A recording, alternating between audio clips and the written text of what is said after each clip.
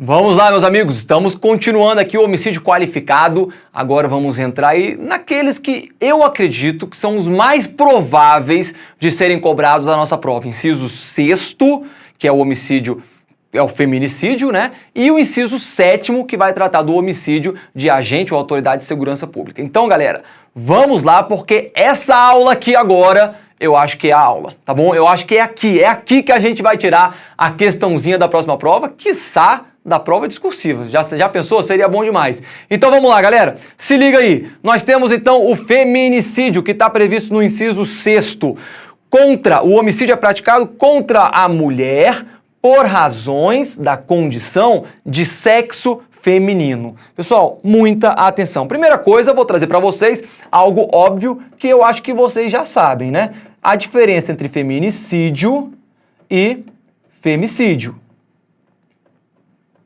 Olha só, o feminicídio é quando há o homicídio de uma mulher por razões da condição de sexo feminino. E o femicídio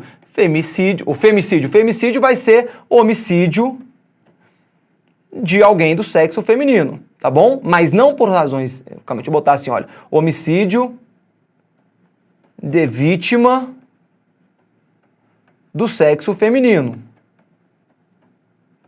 Mas não por razões da condição do sexo feminino. Então veja, todo feminicídio é um femicídio. Nem todo femicídio será um feminicídio. Olha só, duas vizinhas que se odeiam, se brigam lá um dia, uma joga água na casa da outra, as duas saem na rua, uma delas está com uma faca e mata a outra vizinha. Elas praticaram esse homicídio, ela praticou esse homicídio em razão da condição de sexo feminino? Pode até ser, mas vamos dizer que não, tá bom? Ela simplesmente praticou esse homicídio porque ela estava com raiva dessa vizinha dela. E se fosse uma vizinha, se fosse um vizinho, se fosse uma criança, se fosse um cachorro, ela matava, não queria nem saber, ela estava com tanta raiva que ela ia fazer isso. Então a gente teria aí no caso um femicídio, não necessariamente um feminicídio. Por que não, professor? Porque para que seja um feminicídio, nós precisamos de dois requisitos. Olha aqui. Considera-se, isso daqui já está no parágrafo 2º-A, considera-se que há razões de condição de sexo feminino quando o crime envolve duas razões, pessoal, duas situações. Primeira, violência doméstica e familiar contra a mulher. Segunda, menosprezo ou discriminação à condição de mulher. Aqui eu quero chamar muita atenção para vocês. Por quê? Porque a gente costuma ligar o crime de feminicídio às hipóteses da Lei Maria da Penha. A gente fala, olha, feminicídio é praticado contra a mulher por razões de violência doméstica ou familiar contra a mulher. Esse é o feminicídio. E a gente esquece do inciso 2º. Deixa eu falar uma coisa para vocês. Pode vir comigo. O feminicídio, ele é mais amplo do que as hipóteses de violência doméstica e familiar. Vou repetir. O feminicídio é mais amplo. É mais possível a gente ter situações de feminicídio do que situações que envolvam a Lei Maria da Penha. Por quê, professor? Simples. Porque a Lei Maria da Penha envolve somente a violência doméstica e familiar. Lei 11.340. Ela envolve somente a violência doméstica e familiar. E o menosprezo ou discriminação à condição da mulher? Não. Isso daqui não se aplica a Lei Maria da Penha a essa hipótese, mas se aplica a feminicídio. Imagina que a gente tem um serial killer, que o cara mata mulheres porque ele não gosta de mulheres, ele tem discriminação de mulheres. E ele mata aí 4, 5 mulheres na rua. Pessoal, ele praticou alguma situação de violência doméstica ou familiar? Claro que não. Ele não tinha relação de violência doméstica ou familiar com essas mulheres. Mas ele pratica feminicídio? Pratica. Porque ele praticou esses homicídios em razão da discriminação ou menosprezo à condição de mulher. Outra situação, eu vou disputar um emprego, eu e uma mulher. Só que ela consegue a minha vaga de emprego. E eu falo, quer saber? Se fosse um homem conseguindo, eu permitia. Uma mulher eu não permito. Então eu vou matar essa mulher porque ela pegou a minha vaga de emprego. Vou e mato ela. Tem relação de violência doméstica ou familiar com ela? Claro que não. Mas esse homicídio será considerado um feminicídio? Sim. Por quê? Porque eu pratiquei esse homicídio em razões da condição dela, de mulher. Por razões de menosprezo ou discriminação à condição de mulher. Beleza, pessoal? Claro isso? Então a gente tem aí hipóteses mais amplas de feminicídio do que as hipóteses da Lei Maria da Penha. Muita atenção nisso daí. Vamos lá. Galera, feminicídio é o que vai cair na prova, tá bom? Esse aí é o tema do momento, é aquilo que será cobrado. Então, muita atenção. Assim, já falei com vocês, mas não vou deixar de repetir. O feminicídio é uma qualificadora objetiva. Ela se comunica no concurso de pessoas, tá bom? Então, muita atenção em relação a isso daí. Já falei que até pouco tempo atrás era considerado uma qualificadora subjetiva e houve uma alteração jurisprudencial, o STJ considera hoje uma qualificadora objetiva e é esse entendimento que você vai levar para sua prova. Beleza. Olha aqui. Estamos ainda aqui no feminicídio. Pergunta: caracteriza bis in idem o reconhecimento da qualificadora do motivo torpe e do feminicídio? Essa é a pergunta. Qualificadora do motivo torpe e do feminicídio, eu posso combinar essas duas qualificadoras ou não? Vamos lembrar? A qualificadora do motivo torpe é uma qualificadora subjetiva, não é? Ela se comunica no concurso de pessoas. O feminicídio é uma qualificadora objetiva. Eu posso combinar uma qualificadora subjetiva com uma qualificadora objetiva? Posso, tá bom? Outra pergunta, eu posso ter um homicídio privilegiado, lembra lá do parágrafo primeiro? Relevante valor moral, relevante valor social, ou em razão de violenta emoção, logo em seguida a injusta provocação da vítima, essas são as hipóteses de homicídio privilegiado. Eu posso ter um homicídio privilegiado qualificado em razão do feminicídio? Posso ou não? Posso, pessoal. Imagina que eu chego em casa, a esposa tá lá traindo. Tá? E na hora que eu vejo ela traindo lá em conjunção carnal com outro cara, com o Ricardão, ela começa a me xingar e fala, você é um vagabundo mesmo, tô te traindo mesmo, você é ruim de cama. E o cara ali tá sendo humilhado, tá com raiva, ele vem, pega uma arma que ele tinha lá em casa e acaba matando essa mulher. Veja, ele sofreu uma injusta provocação da vítima e praticou esse homicídio sob violenta emoção, logo em seguida a essa injusta provocação da vítima. Homicídio privilegiado? Sim, homicídio privilegiado. Mas ele praticou feminicídio? Ele tinha relação de doméstica ou familiar com essa mulher? Tinha, era esposa dele. Então a gente pode ter uma hipótese de homicídio privilegiado qualificado pelo feminicídio, tá bom? Então, voltando aqui para a nossa pergunta, a gente pode ter essa qualificadora de motivo torpe e feminicídio? Pode. Caracteriza bis in idem? Não, não caracteriza bis in idem. Coloquei para vocês. Lembre-se, o feminicídio é uma qualificadora objetiva, logo pode ser combinada com uma qualificadora subjetiva. Informativo 625 da STJ não caracteriza bis in idem o motivo torpe e a qualificadora do feminicídio no homicídio praticado contra a mulher em situação de violência doméstica. Beleza? Informativo da STJ é importante a gente saber. Muito bem, aqui eu quero chamar a atenção para vocês. Por quê? Galera, se liga. Aqui eu tenho o parágrafo 7º. E eu trouxe para vocês, professor, por que está negritado aí algumas partes? Porque a gente teve uma lei nova, a Lei 13.771 de 2018, a Lei 13.771 de 2018, a Lei 13.771 de 2018 e a Lei 13.771 de 2018, que foi publicada em dezembro de 2018, então também as doutrinas, os livros não vão ter essas hipóteses aqui, elas vão trazer para a gente mais hipóteses de aumento de pena no feminicídio. Então, olha só, o feminicídio está lá previsto no parágrafo 2º, inciso 6º. Aí no parágrafo 2º-A, eu tenho as hipóteses que vão configurar o feminicídio, beleza. E aí no parágrafo 7º, eu tenho as causas de aumento de pena, que vão aumentar de 1/3 até a metade, se o crime for praticado nessas hipóteses aqui. Galera, se liga. Essas causas de aumento de pena se aplicam somente ao feminicídio, tá bom? Se aplicam somente ao feminicídio. Então, em que hipóteses a gente vai ter uma causa de aumento de pena? Primeiro, durante a gestação. Se a mulher morrer durante a gestação, for morta durante a sua gestação, ela está carregando um bebê e o agente conhece essa condição.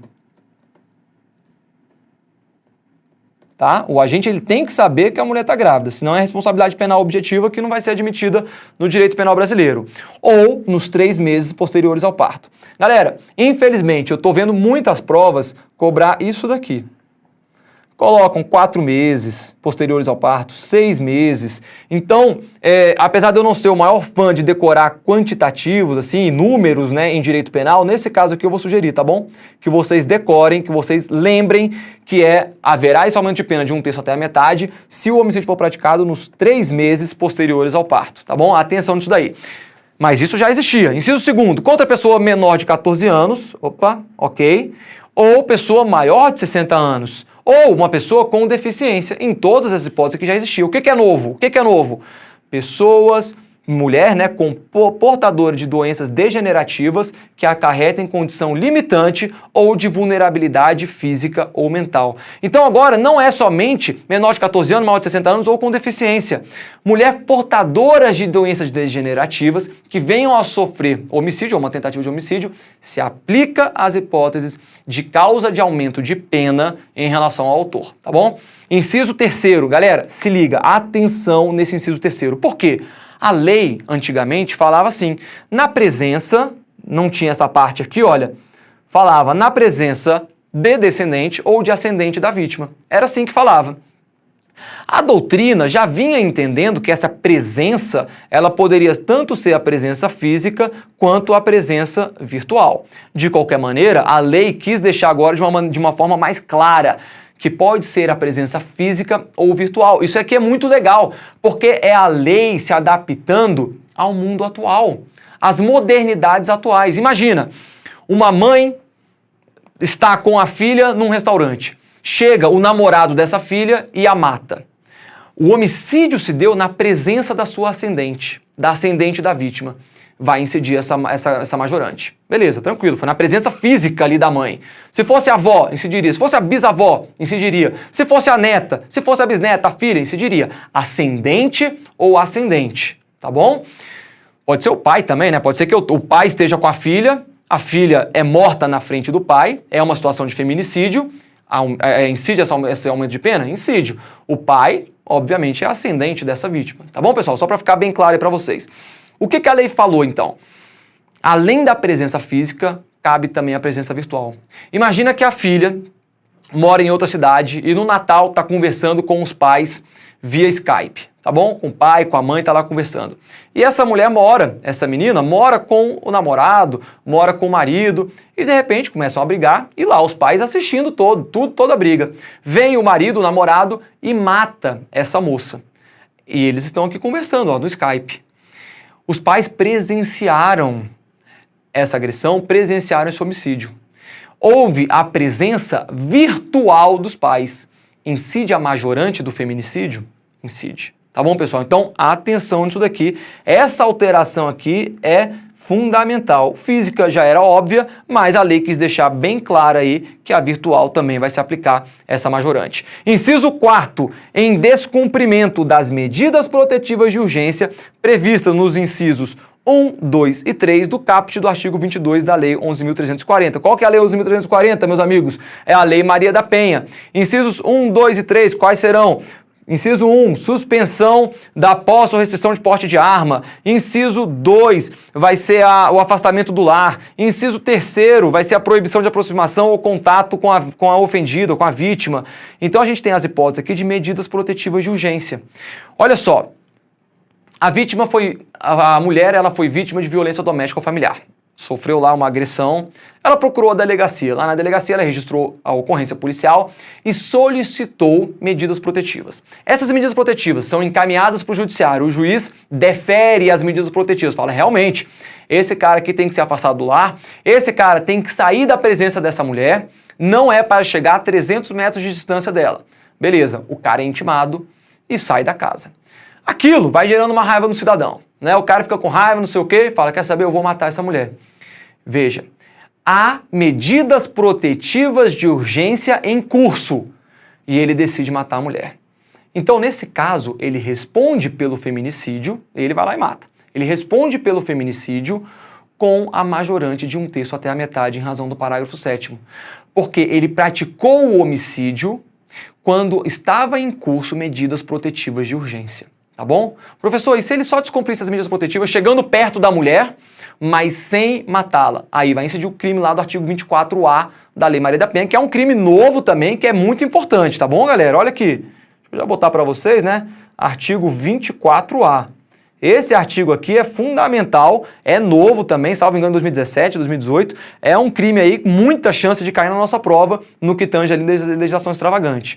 Então fiquem atentos nesse crime. Mas se ele descumpre as medidas protetivas e pratica o feminicídio, aí ele responde pelo feminicídio com acaujamento de pena de 1/3 até a metade. Vimos, pessoal? Tranquilo? Essas aí são as atualizações, essas aqui são as hipóteses de acaujamento de pena do feminicídio. Muito bem. Vamos falar agora do homicídio contra a autoridade ou agente de segurança pública.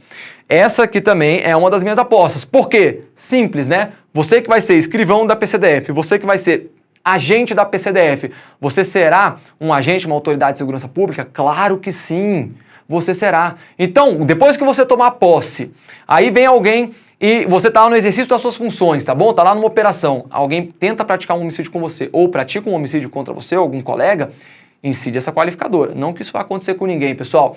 Inclusive, sobre a PCDF, os índices de morte em serviço são baixíssimos, praticamente inexistentes. Quando alguém falece em serviço, geralmente é acidente de trânsito, tá bom? Às vezes dirigindo cansado e tudo mais, foi alguns casos que infelizmente aconteceram aí no passado. Mas de morte, tiro, essas coisas, é praticamente inexistente aqui na PCDF, graças a Deus. Então, pessoal, olha aqui. Se o homicídio é cometido contra autoridade ou agente descrito nos artigos 142 e 144 da Constituição Federal, integrante do sistema prisional e da Força Nacional de Segurança, no exercício da função ou em decorrência dela, ou contra seu cônjuge, companheiro ou parente consanguíneo até 3º grau, em razão dessa condição. Ou seja, se ele mata você no exercício da sua função, ou se ele te mata em razão das suas funções, ou seja, alguém que você prendeu ficou com raiva, vai lá e te mata, incide essa qualificadora. Alguém você prendeu e em razão das funções desempenhadas, essa pessoa quer se vingar e mata o seu filho, alguém da sua família, ele responde também pelo homicídio qualificado, tá bom? Calma lá, olha aqui. A quem então se aplica essa qualificadora? Nesse caso aqui, a quem se aplica no caso de se for sujeito passivo, né, pessoal? Primeiro, artigo 142 da Constituição Federal, são os integrantes das Forças Armadas, Exército, Marinha e Aeronáutica, é o que está aqui, ó, artigo 142. Artigo 144 da Constituição Federal, quem está dentro do artigo 144? Integrantes da Polícia Federal, Polícia Rodoviária Federal, Polícia Ferroviária Federal, Polícias Civis, Polícias Militares e Corpos de Bombeiros Militares.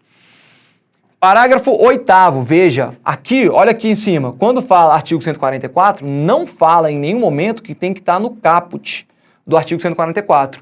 Inclui todas as hipóteses do artigo 144. Então, pessoal, nós vamos falar também que o homicídio praticado contra as guardas municipais incide essa qualificadora, porque as guardas municipais estão previstas lá no parágrafo 8º. O homicídio praticado contra agentes de segurança viária, a gente pode falar aí do DETRAN, do DER, o CET lá de São Paulo, a gente vai ter também a incidência dessa qualificadora em razão do parágrafo 10º. Quem mais? Integrantes do sistema prisional, agentes penitenciários, carcereiros, técnicos penitenciários e os integrantes da Força Nacional de Segurança Pública, que é a Força Nacional aí que existe e que foi criada há alguns anos atrás. A quem não se aplica essa qualificadora se o sujeito for sujeito passivo? As polícias legislativas do Senado, da Câmara, dos Deputados e dos Estados. Então as polícias legislativas não se aplica a elas. Se alguém vier a matar um policial legislativo em razão das suas funções, responde por homicídio simples ou por outra qualificadora, não pela qualificadora do inciso 7º. Membros do judiciário e seus servidores também não se aplica, membros do MP e seus servidores também não. E, atenção, isso daqui é um absurdo, mas ex-autoridades ou ex-agentes descritos do inciso 7º que não ostentam mais a condição, ainda que o crime tenha ocorrido em decorrência dela. Exemplo, servidor aposentado, exonerado ou demitido. Então o sujeito é agente penitenciário, só que ele se aposenta. Depois que ele se aposenta, vem lá um cara que estava preso lá há muito tempo, que não gostava da cara dele, e o mata. Pessoal, veja, ele já estava aposentado, mas o homicídio se deu em razão das funções desempenhadas quando ele era agente penitenciário. Mesmo assim, não incide essa qualificadora. Isso daqui para mim é um erro, isso aqui para mim é um absurdo, mas de qualquer maneira é assim que funciona. Então, esse quadrinho aqui é o seu amigo a partir de agora. Você tem que saber exatamente a quem se aplica e a quem não se aplica. Muito bem. Aqui, pessoal, deixa eu falar uma coisa com vocês. Eu peguei uma tela nova aqui, olha, é o mesmo dispositivo, tá bom? Inciso 7º, porque eu quero falar uma coisa importantíssima. Quando a gente tem aqui, no exercício da função de decorrência dela, ou contra seu cônjuge, companheiro, então aqui cabe a união estável. Professor, e se a união estável for homoafetiva? Ou seja, temos aqui um policial civil, um policial militar, e o companheiro dele é morto em razão das funções que ele desempenha. A gente vai ter aí a incidência dessa qualificadora? Vai. Tá bom, pessoal? Tranquilo, fica bem claro isso daí. Quando tem companheiro, é união estável homoafetiva ou união estável heteroafetiva. Ou parente consanguíneo até o 3º grau. Isso aqui eu quero chamar a atenção para vocês. Quando a lei fala consanguíneo, ela exclui... Quem que ela exclui? Parentes por afinidade. Opa, quer dizer que se alguém mata a minha sogra em razão das minhas funções, das funções que eu desempenho como policial, não responde por essa qualificadora? Não, não responde. Sogra, nora, genro, cunhado e assim por diante, tá bom? Então exclui parentes por afinidade, porque a lei deixa bem claro que tem que ser consanguíneo. Quem mais ela exclui? Filhos adotivos. Professor, como assim exclui filhos adotivos? Calma, pessoal, isso daqui é polêmico, tá bom?